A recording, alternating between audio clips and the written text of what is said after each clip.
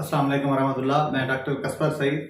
आज की वीडियो आपको बताएगी कि जो पैर सूजे हुए होते हैं, बाज़ औक़ात सर्दियों में जब हम जुराबें उतारते हैं तो उनका निशान चढ़ा हुआ होता है, या डॉक्टर अंगूठे से ऐसे प्रेस करके देखते हैं तो अंगूठा छप जाता है। तो ये पैर सूजने की क्या वजूहात हैं? इसकी सीधा बहुत वजूहात हैं, वो मैं आपको बता रहा हूँ।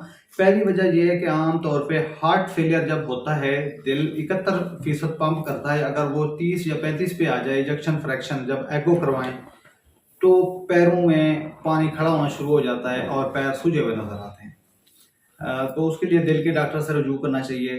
दूसरी नंबर पे जो मैं क्योंकि नेफ्रोलॉजी से ताल्लुक़ रखता हूँ, जब गुर्दे के छानियाँ लीक हो जाती हैं तो वहाँ से निशास्ता या प्रोटीन या अल्ब्यूमिन निकलना शुरू हो जाता है।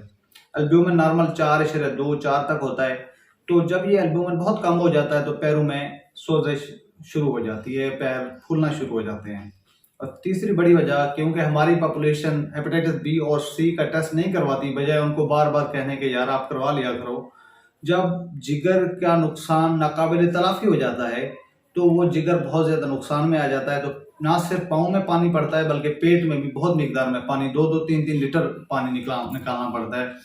तो ये एक तीसरी बड़ी वजह है।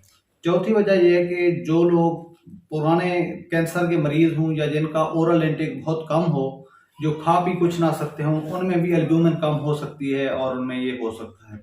और कुछ मरीज हमारे जिनको 4-5 साल से कोई प्रोटीन लूजिंग एंटेरोपैथी हो, कोई अंतड़ियों का मसला हो, जिसकी वजह से उनको पुराने मोशन लगे हुए हों, तो उनमें भी ये जो अल्ब्यूमिन प्रोटीन है होते होते बहुत कम हो जाती है, जिसकी वजह से अगेन पाँव में सोजिश नमूदार हो जाती है।